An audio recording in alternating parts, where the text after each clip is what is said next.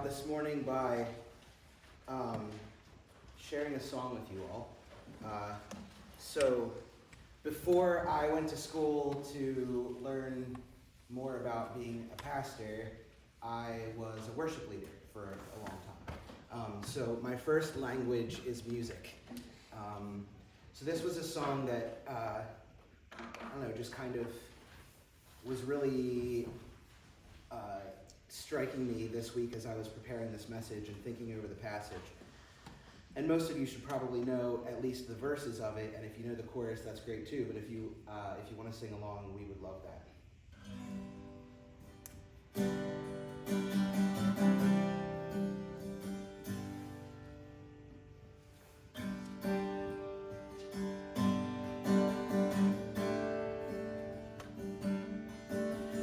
Amazing grace, how sweet the sound that saved a wretch like me.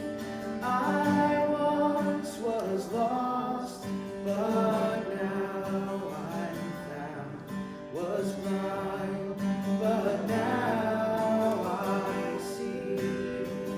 My chains are gone, I've been set free. My God, my Savior, has ransomed me. And my God, His mercy reigns, unending love, amazing grace. 'Twas grace that taught my heart to fear, and grace my fears relieved. How precious did that grace appear, the hour I first believed. My chains are gone, I've been set free. My God, my Savior, has ransomed me. And my God,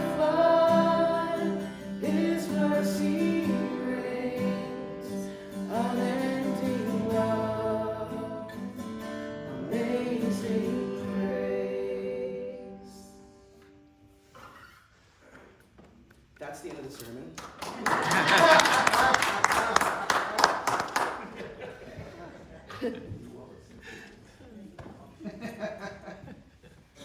For a long time, I still feel that I'm a little bit more comfortable behind a guitar than I am up on one of these things. I think you probably came to hear a little bit more than just a song. So, 4 years ago, I was called out of a grave. Like Pastor Robin shared, he asked me to come and speak specifically because next weekend we observe Transgender Day of Visibility, which is a day specifically for people of transgender experience to celebrate the ability to be out, to be visible in the world, which is becoming scarier every moment. Unlike Lazarus, I have been in the grave a lot longer than 4 days. If you think that 4 days stinks, try 37 years. It was pretty bad. And if you don't believe me, you can ask that one sitting right there. My coming out is in a large part thanks to them. They had the bravery to step out of their grave before I even recognized that I was in one. As they tell it, I still had a stick up my butt that was in dire need of removal. I was reading a commentary on this passage this week that described the fundamentalist brainwashing that many of us have been victims of. The messages from the church and culture that tell us that the rainbow is wrong, that the only way to be pleasing to God is to live a vanilla, heterosexual life according to the sex we were assigned at birth, and that to be anything else is an abomination. The church and the culture force those of us who fall outside those parameters into the closet or into a grave. We are the walking dead. We try to fit into a tiny box and end up suffocating ourselves.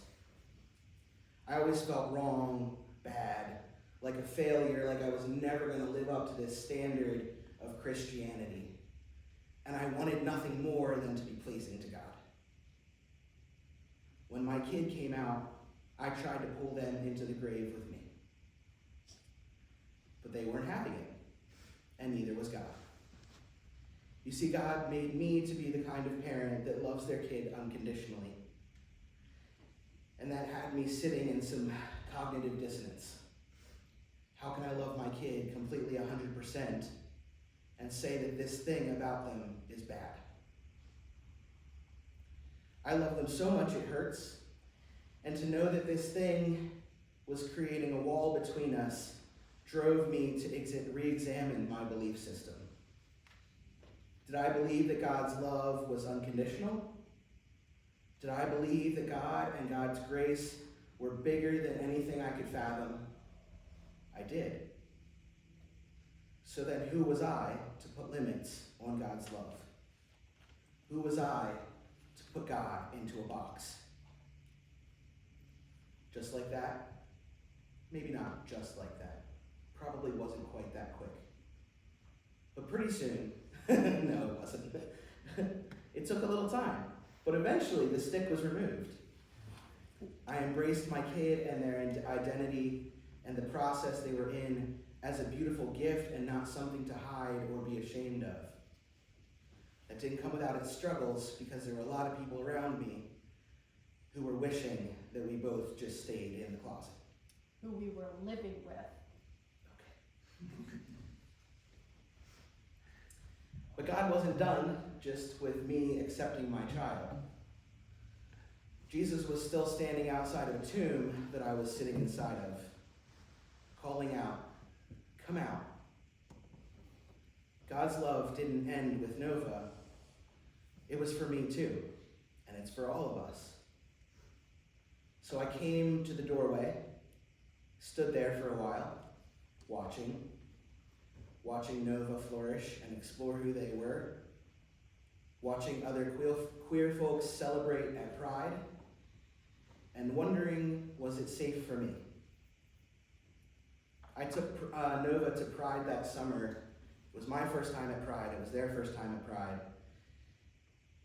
And that was where I finally was able to step through the doorway.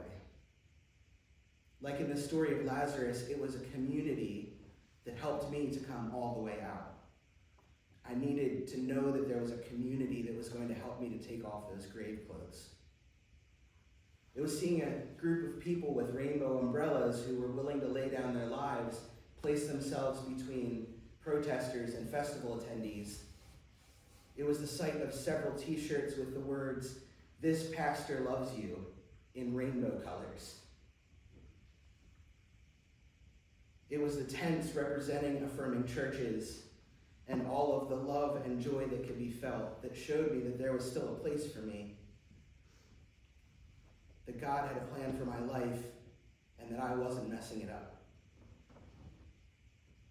I connected with several people at Pride and the weeks following and began friendships with them, and by the end of the summer, Deklan J. Lewis was out to the world. I remember initially saying to Nova, "I think I might be non-binary," and they were like, you just think that, yeah, sure.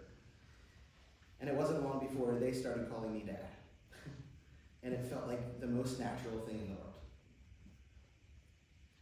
I don't know we don't know a lot about Lazarus' life before or after this story that we read this morning. But if it was anything like mine, he was dead one day, and the next day he was alive. 2 years ago, on Transgender Day of Visibility, we got together at Penn Square and had a rally. Part of that rally was an opportunity for trans folks to write their dead names on a piece of paper and place it in a coffin.